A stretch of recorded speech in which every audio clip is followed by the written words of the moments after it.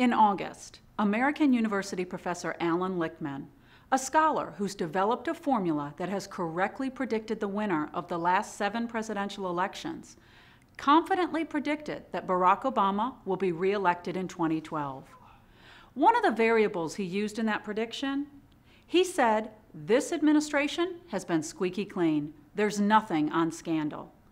We hate to break it to you, Dr. Lichtman, but you may have jumped the gun. The true engine of economic growth will always be companies like Solyndra. And I'm really happy, along with the Secretary, to announce today that we've closed a $535 million loan guarantee for Solyndra, more than $500 million. Executives from Solyndra just finished testifying on Capitol Hill today. That, by the way, is the solar panel company that got a $535 million loan from the Obama administration before eventually going bust. Today, new information suggests that the Obama administration committed taxpayer money, despite repeated red flags about the company's viability. An email from August of 2009 warned Solyndra could run out of cash in September of this year, which is when it went bankrupt. Solyndra has been under scrutiny after claims the Department of Energy showed favoritism toward the company.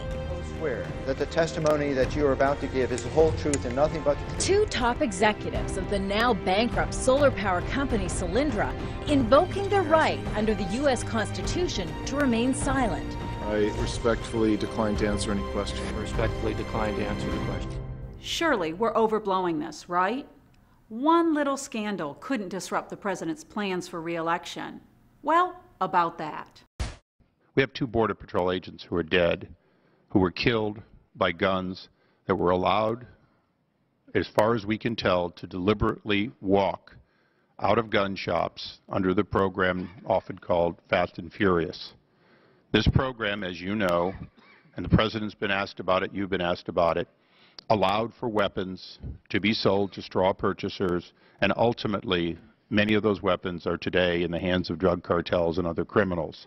As we get it, also tonight there is a new scandal. Accusations are flying in Washington. Did the White House try to influence the testimony of a top general? House Republicans making a stunning accusation today, saying General William Shelton, head of the Air Force Space Command, was pressured by the administration to change his testimony before Congress to support a billionaire Democratic donors company, a satellite communications firm called Light Squared.